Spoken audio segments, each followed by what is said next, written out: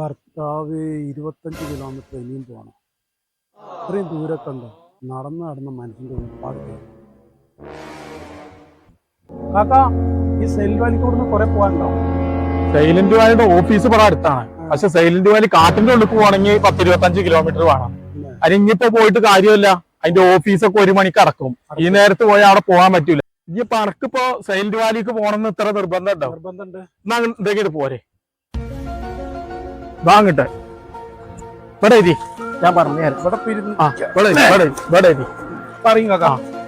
ഇപ്പൊ അനക്കിഞ്ഞ് സൈലന്റ് വാലിക്ക് പോണെന്നുണ്ടെങ്കിൽ പണ്ട് ഞങ്ങൾ ഈ കാട്ടുകൂടി ഒരു വഴിയുണ്ട് പോയിന്ന്, അതിനെ പോകാം. അതിന്റെ മുന്നൊക്കെ ഒരു കാര്യം അറിയണം. പണ്ട് ഇതിന് ഓഫീസൊന്നും ഇല്ലേ.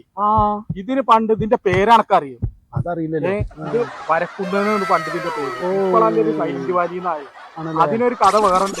അത് പറയുന്നത് ഇവിടെ നമ്മളൊരു സായിപ്പ് ഉണ്ടായിരുന്നു. ആ സായിപ്പും കൂട്ടക്കാരും ഇവിടെ വന്നിട്ട് സായിപ്പിന്റെ അടുത്താണെങ്കിൽ സൈലന്റ് വാലി എന്നുള്ള പേര്.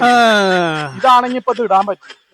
ഇതിന്റെ ഉള്ളിൽ നിറയെ കിരി എന്ന് പറഞ്ഞ കീരിന്റെ സൗണ്ടാ. സായിപ്പിനാണെങ്കിൽ ഈ പേര് ഇടവും വേണം.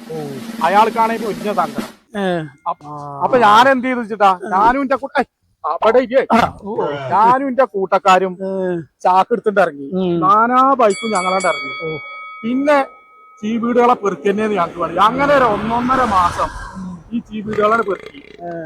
എന്നിട്ട് സായിപ്പിനാണെങ്കിലോ രാത്രിക്ക് പൊരിച്ചതും സൂപ്പും ഒക്കെ തന്നെയാണ് ചീവീട്. 1.5 മാസം കൊണ്ട് ഇത് ഫുള്ളാണ് ക്ലിയർ ആയി.